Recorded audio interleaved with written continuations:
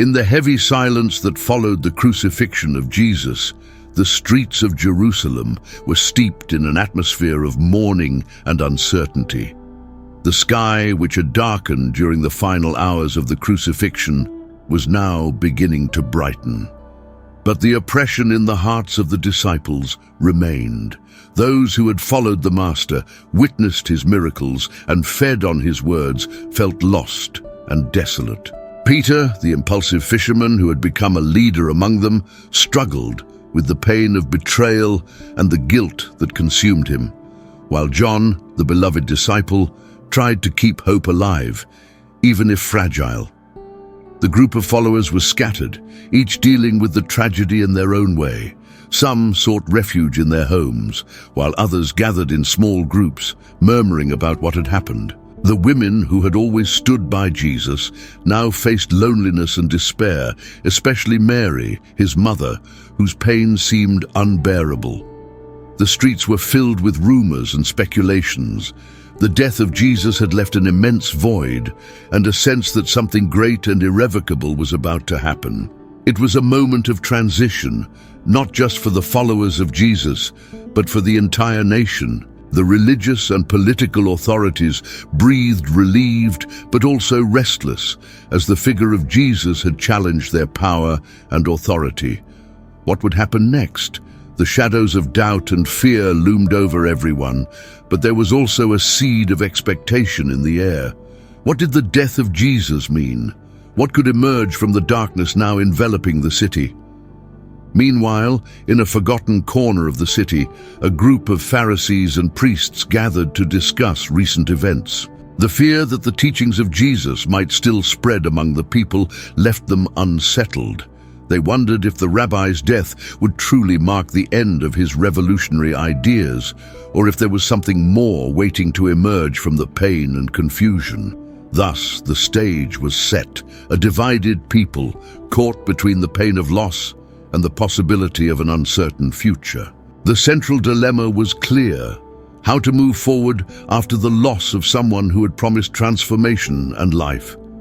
The disciples questioned whether they should continue preaching what they had learned or hide, fearing for their own lives. This was a crucial moment, where emotions were running high and the future seemed hazy. The story of how the message of Jesus, even after his death, would begin to echo through the hearts and lives of people was about to unfold. What would happen next? Would the message of love and redemption be suffocated by pain and fear, or would it find a way to resonate among those seeking the truth? Curiosity buzzed in the air, promising that the coming days would bring surprising revelations and moments that would forever change the trajectory of humanity. The pages of history were about to be written, and the voices that had been silenced in the shadows of the crucifixion would begin to emerge, challenging the darkness with the light of hope. The streets of Jerusalem were deserted, and the echo of Peter's footsteps resonated in the silence. He made his way to the house where the disciples had gathered, his mind in turmoil. Each step was a reminder of his weakness, of the night he denied the Master. "If only I hadn't been so cowardly," he thought, as his hand trembled while touching the door. The weight of guilt followed him like a shadow, and the pain still burned in his chest. Upon entering, he found John sitting in a corner, his eyes fixed on the ground as if seeking answers there. "John, we need to talk," Peter said, his voice a mix of determination and despair. "We can't let everything we've experienced end like this. We need to unite." John lifted his gaze, a glimmer of hope mixed with sadness. "But how? What should we do now? He is gone, Peter. The hope we had left with him. He is not gone. His message still lives in us, in everything he taught us." "We need to find a way to continue," Peter replied, feeling the urgency in each word. "If not, it will all be in vain." As the conversation flowed, Mary, the mother of Jesus, entered the room with a weary expression. Her eyes, though filled with pain, also reflected a quiet determination. "You speak of hope, but what else can we do? The pain is unbearable and the world seems to have lost its direction. He is gone, and with him the light that illuminated our paths. Peter approached Mary, taking her hands in his. Mary, we need you. Your strength, your faith are essential for us.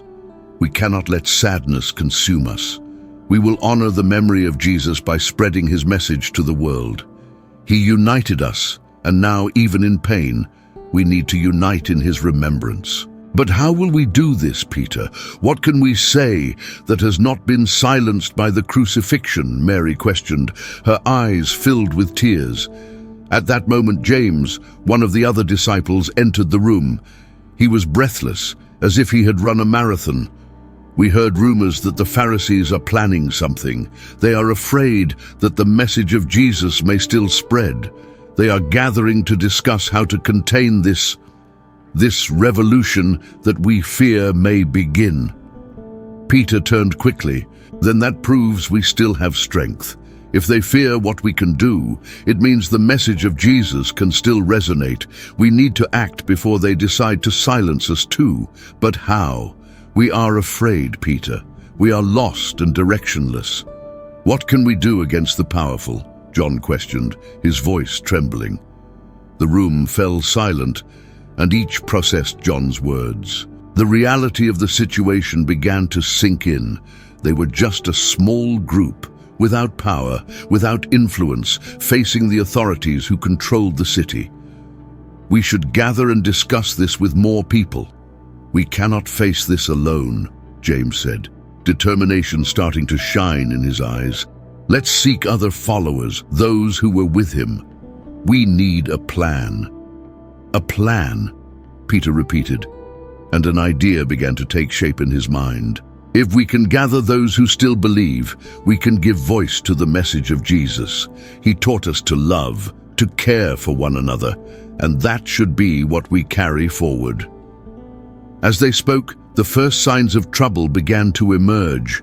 The city was in turmoil, and the authorities were starting to act. The disciples, once united by love and faith, now faced the dilemma of acting or hiding. Peter realized that the choice they would make in the coming days would not only shape their future, but also that of many others seeking hope. In the stillness of the night, with his eyes turned to the sky, Peter reflected. What he feared was not just the loss of Jesus, but the loss of his own courage. How can I lead? How can I be strong when everything seems lost? He thought, looking at the stars that shone distantly. But if not me, who else, if not us, who could give voice to what he taught? The tension was rising and the difficulties were becoming more visible. The pain of loss and the uncertainty of the future were becoming a heavy burden. But amidst all this, a flicker of hope began to ignite in the hearts of the disciples. They were about to decide, to hide in the shadows or step into the light, ready to face whatever lay ahead. And this choice, this internal struggle, would define them as followers of Jesus, not just in life, but also in death. We need courage, Peter said, finally breaking the silence that hung over the room. We need to unite and carry his message forward, with or without fear. What happened yesterday cannot be the end. The words resonated in the space, and the group began to realize that even amid darkness, the light of hope could still shine. Hours passed, and the small room where the disciples gathered had become an emotional battlefield. Each of them was wrestling with their own demons, their insecurities, and the weight of responsibility that now rested on their shoulders. Peter felt this more intensely than ever. He moved among the somber faces of his friends, each facing the fear of speaking out in a world that seemed to have turned hostile. We need to act, and fast, Peter said, trying to keep firmness in his voice. The longer we let time pass, the harder it will be. However, doubt hung over the group like a dark cloud. James, always the most pragmatic, looked at Peter with a concerned expression. Peter, you talk about acting, but what exactly do you propose? Go out into the streets and shout that we believe in a man who was crucified. They will arrest us, or worse, kill us. James's frustration was palpable, and Peter felt his vision starting to fade. "We can't let fear paralyze us," Peter retorted, though he felt his own determination wavering. "We need to meet with other followers, spread the message that faith still lives. If we unite, we will have strength." But John, who had been silent until then, raised his voice. "And what if we are discovered? What if the Pharisees come after us? Peter, you cannot ignore reality. We are dealing with forces we do not understand." The tension in the room grew, and Peter realized that the unity he desired was fragmenting. John's words echoed in his mind. He also feared the repercussions of their actions. But what is life without hope? What is faith if it is not tested? Peter thought as he looked at the faces of his companions. The battle within him was intense. He wanted to be the leader that Jesus always believed he could be. But doubt and fear surrounded him like a predator waiting for the right moment to strike. The external tension was also rising. The city was in turmoil, and news of the clandestine meetings of Jesus' followers was spreading like wildfire. The Pharisees, now in an uproar, began to set up patrols in the streets, and rumors of imminent arrests echoed in the corners. Peter knew time was running out. The city, which once seemed full of promise, was now becoming a hunting ground where freedom of expression was at risk. "We need a plan," James said, with a determination that seemed to have disappeared earlier. "But we cannot expose ourselves unnecessarily. We need to be strategic." James's words brought a new focus to the meeting, but the tension in the air was palpable. Mary, who had remained silent, finally spoke. "Peter, you must understand that this is not just about us. If we are discovered, we may put the lives of many others at risk. We need to be careful." Mary's concerns were valid, and Peter could not ignore them, but the desire to act pulsed within him. "I know, Mary," Peter replied, his voice trembling, "but if we do not act now, we will be letting fear win. We need to show them that we are together, that the message of Jesus cannot be silenced." The room was divided. Some were ready to join the cause, while others hesitated, fearing the consequences. Peter's words, which had once been a cry of hope, now seemed to echo into an abyss of uncertainty. He realized that the internal struggle he faced was not just his own. Each of them was dealing with their own doubts, and then, amid that division, a thought haunted Peter. What if he was wrong? What if his need to act was actually leading everyone to disaster? The weight of responsibility was becoming overwhelming. He was not just a man trying to gather a group. He was playing with the lives of his friends, and the truth was that he did not know if he was doing the right thing. As the night wore on, Peter sat in silence, watching the weary faces around him. The tension grew, and the division among his friends became more evident. What had once been a bond of faith and friendship was now a web of uncertainties. He wondered if the light of hope that he so desperately wanted to preserve was actually fading. The battle unfolding within him and among them was the true struggle they would have to face. The choice between courage and fear, between action and inaction, would define them not only as followers of Jesus, but as human beings in search of meaning amid chaos. The weight of uncertainty was becoming increasingly unbearable. Peter felt the pressure building in his chest, as if the air around him was becoming thinner with each passing second.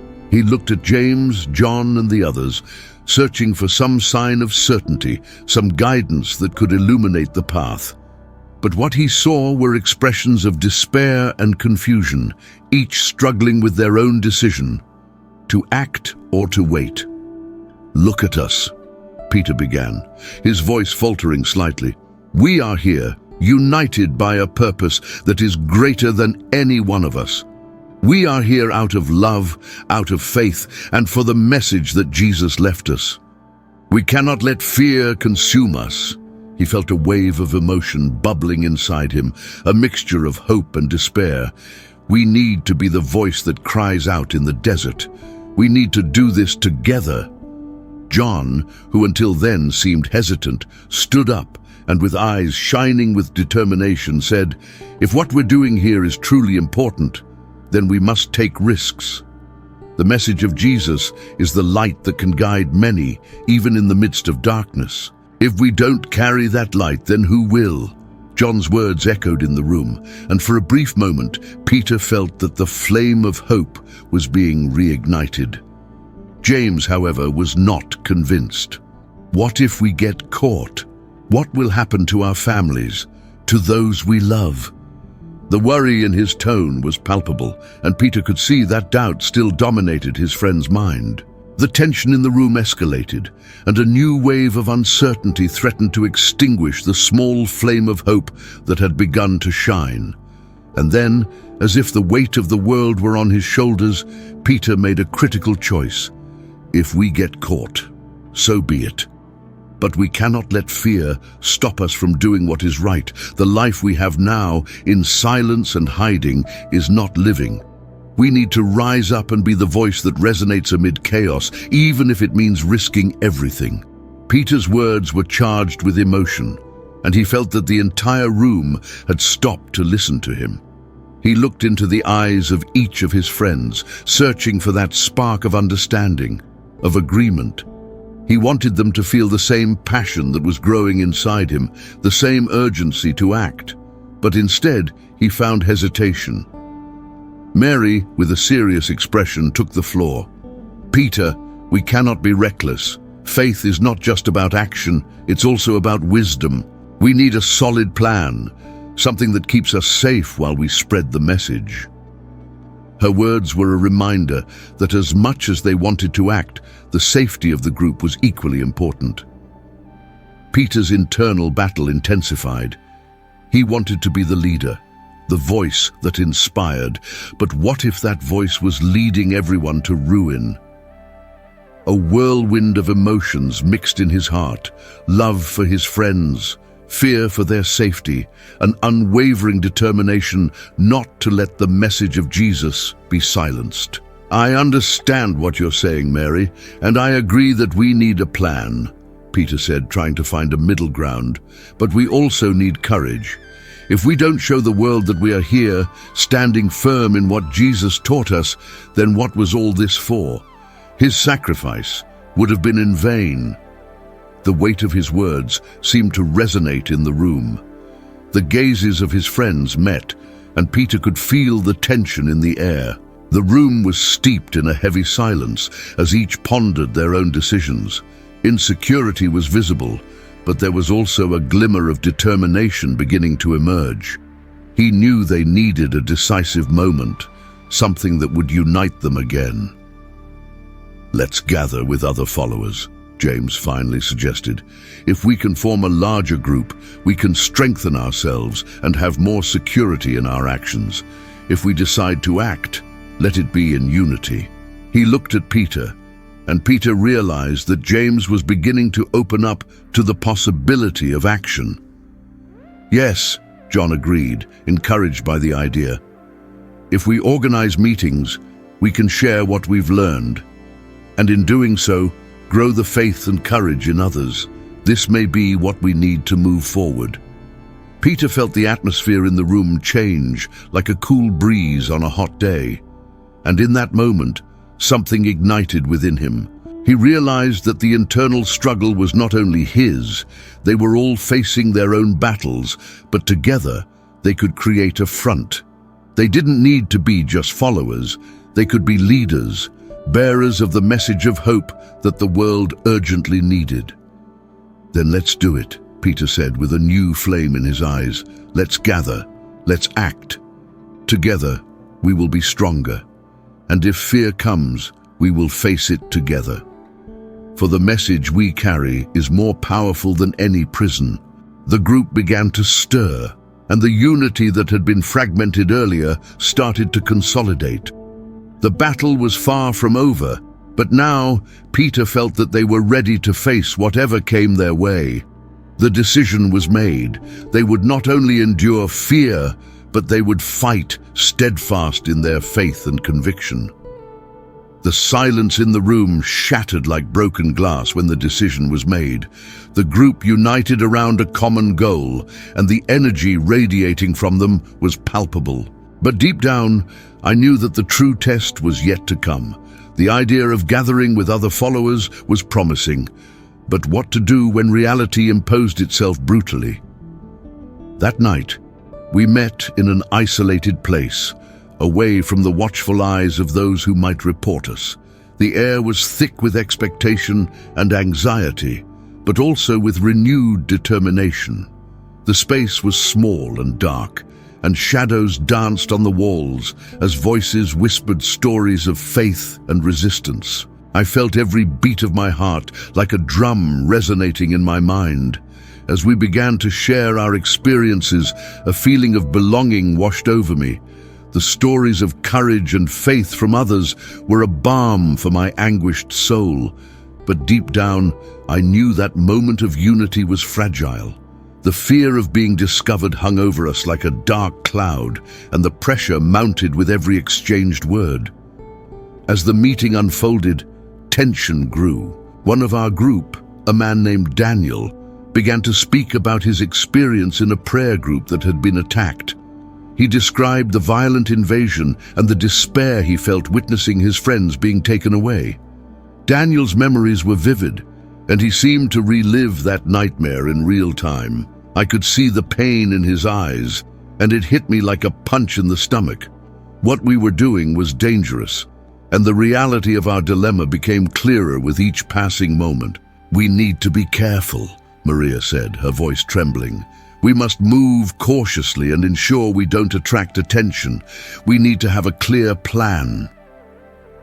As she spoke, I could feel the same anguish consuming me.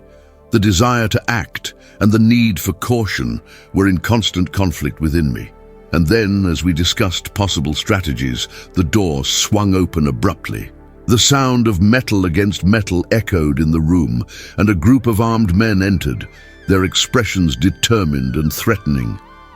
The shock was like a bucket of cold water, and the air seemed to drain away in an instant. An involuntary scream escaped me, but I quickly tried to compose myself. What I feared most had happened. "Everyone, stand up," one of the men ordered, his voice echoing off the walls. Panic filled the room, and I saw faces contorting in terror. My heart raced and adrenaline began to course through my veins. It was the decisive moment I dreaded, but in a way, I also longed for it. Now, there was no more room for hesitation. I took a deep breath, and amidst the chaos, stepped forward. We are not enemies. We are here seeking the truth and the light that Jesus left us. The firmness in my voice surprised me, but I knew I had to be the voice of reason in that moment. The gaze of the man leading the group locked onto me, and the silence was deafening. "Do you think you can hide and not suffer the consequences of your actions?" he replied, contemptuous. His words were like sharp knives, and I realized that fear and anger were transforming into courage within me. I looked at my friends, and in their eyes I saw a reflection of my own fear, but also a glimmer of hope. "If you take us, you won't be able to silence our message," I continued, feeling strength welling up from within. "We believe in freedom of expression and the light we all seek. We will not be defeated by fear." The intensity of my words seemed to surprise even those armed men. What would happen next was in God's hands, but I knew it was time to act. The men exchanged glances, and for a brief moment, the tension was almost palpable. I could feel their internal struggle. What would they do? What would I do? The climax was unfolding before me, and the feeling that everything could change in the blink of an eye was overwhelming. Part of me wanted to run, to hide, but another part, the one growing in courage, wanted to fight. And then, in a swift movement, one of the men turned and began to retreat. "Let's get out of here," he said, and with that, the room began to stir. The tension dissolved into a mix of relief and confusion. The group of armed men left the premises, and I stood there breathless, realizing that, by a miracle, we had escaped. I looked around and saw that everyone was in shock, but there was also a glimmer of determination in their eyes. We had faced our fear, and even though we didn't know what the future held, in that moment we decided we would not be silenced. The message we carried was greater than any prison, and together we were ready to continue the fight. The relief I felt upon seeing the armed men leave was immediately overshadowed by a wave of adrenaline and confusion. The voices that had once whispered in hope were now in a frenzy of questions and uncertainties. What was that? Are we safe now? Should we disperse? The interrogations overlapped, and the room that had once been a space of unity transformed into a battlefield of emotions. I stood frozen, my heart still racing, trying to process what had just happened. The courage I had felt while speaking seemed like a distant memory, and reality hit me with the force of a tsunami. The fear that had hidden behind my words began to manifest in my body. My hands trembled slightly, and my breath was still ragged. Daniel, who seemed to have been the most affected by the invasion, was pale and in shock. His eyes searched for meaning in what had happened, as if trying to find a significance amidst the chaos. I wanted to comfort him, but I knew that at that moment he needed space to process his own pain. The last thing I wanted was for him to feel guilty for something that was not his responsibility. Maria, on the other hand, was frantic, quickly organizing our things. "We need to get out of here now. We can't stay here any longer," she kept repeating, her voice tense.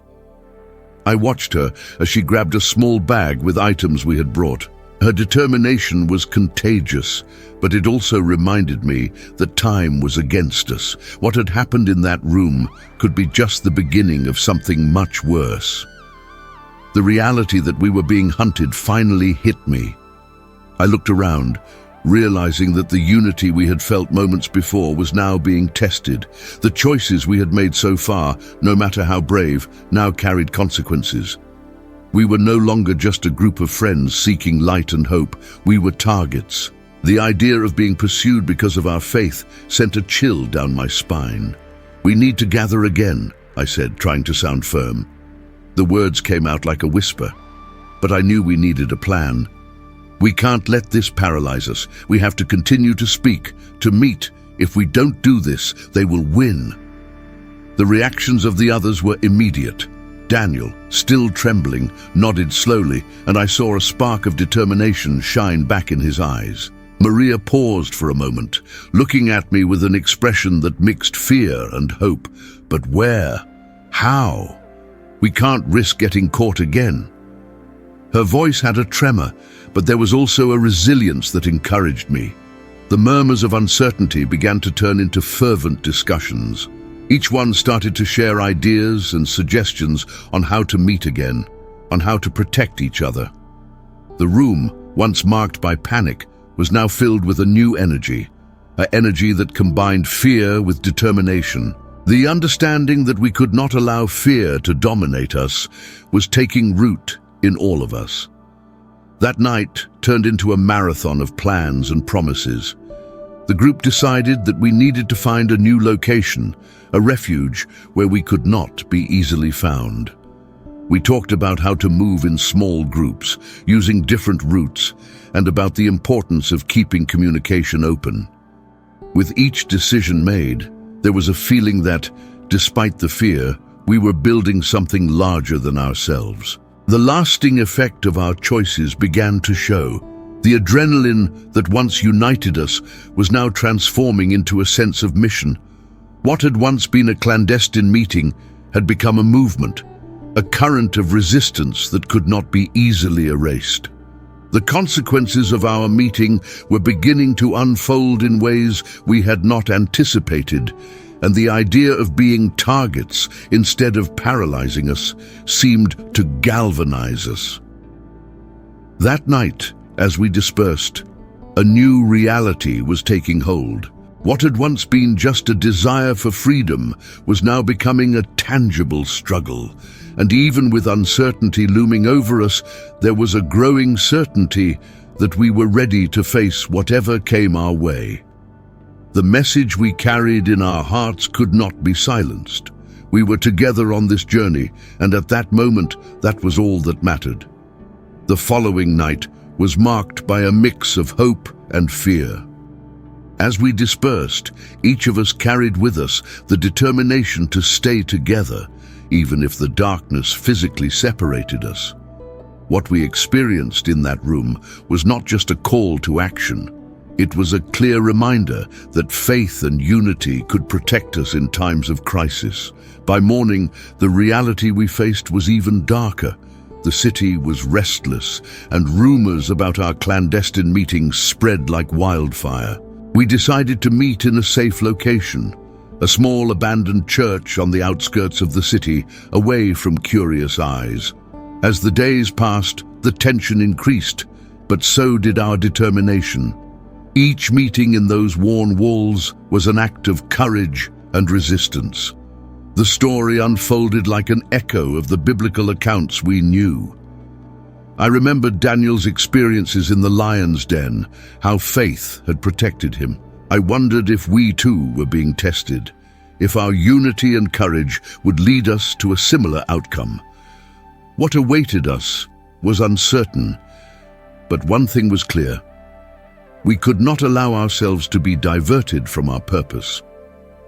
Divine justice, reflected in the scriptures, always revealed itself in moments of distress and trial.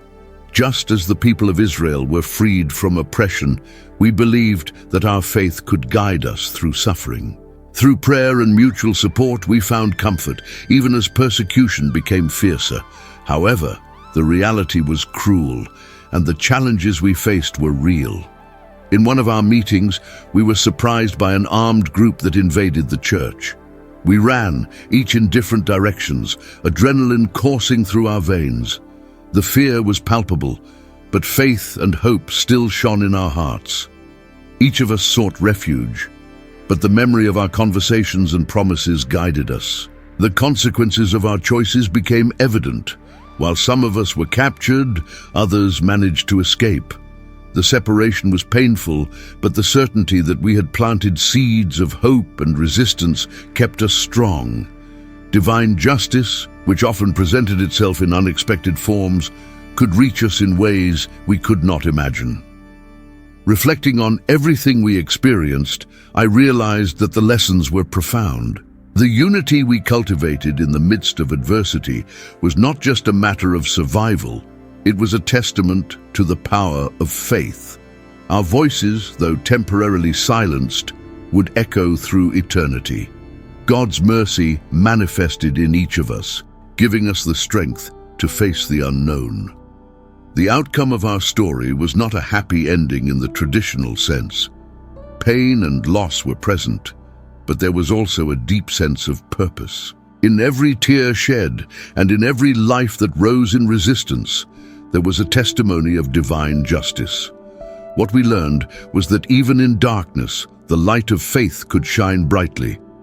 The narrator of our story would recognize that each of us played a crucial role in a greater plan. The consequences of our actions, both good and bad, shaped not only our lives, but also the future of those who would come after us. The true moral of the story was not just in how we escaped, but in how we remained steadfast in our faith and our commitment to one another, even when everything seemed lost. The message we carried was clear: hope and resistance intertwine. And regardless of what we faced, faith would give us the strength to keep fighting. As I looked at the darkness surrounding us, a wave of reflection washed over me. The story we lived was not just a chronicle of struggle and resistance. It was a spiritual journey that led us to understand the depth of faith and obedience. With each step we took amidst fear and uncertainty, we were reminded that true strength is not the absence of doubt, but the ability to trust in God even when the storm intensifies. What we learned in this struggle is that faith is not just an abstract concept, but a daily practice that shapes our actions, our thoughts, and above all, our relationships. The experience of finding refuge amid chaos taught us the importance of community. When the voices were silenced, the memories of our promises and mutual support remained alive. Each of us, even those who were captured, became examples of courage and resilience, showing that obedience to a higher calling transcends pain and loss. The relationship we cultivated with God and with one another during those critical moments transformed into a powerful testimony of our ability to overcome adversity. This story resonates in our everyday lives. Often, we face challenges that seem insurmountable, moments when darkness appears to envelop everything around us. It is in those moments that we are called to remember that faith is not a shelter against storms, but an anchor that keeps us steady. Obedience to God, even when understanding is limited, leads us to a place of safety and hope. I learned that every small act of kindness, every gesture of support to someone in need, is an expression of this living faith that connects us. Now, as the narrator of this story, I can affirm that the message echoing in our account is clear and resonant. Life presents us with challenges that can divert us from our path, but the choice to remain in communion with God and with our brothers and sisters is what allows us to find light, even in the darkest hours. What we experienced was not just a series of events, but an invitation to recognize that true resistance is rooted in love and faith. The lesson we carry with us is that, regardless of the circumstances, our lives can be an expression of hope and courage. In a world filled with uncertainties, we are called to be beacons of light, reflecting divine mercy in every action. What we learned amidst suffering and struggle is that, just like Daniel in the lion's den, we are all challenged to maintain faith in times of tribulation. Even if the outcomes are uncertain, the certainty that we are walking together, guided by the hand of God, is what truly matters. Thus, the story we live transforms into a legacy of faith, inspiring not only us, but also those who will follow in our footsteps.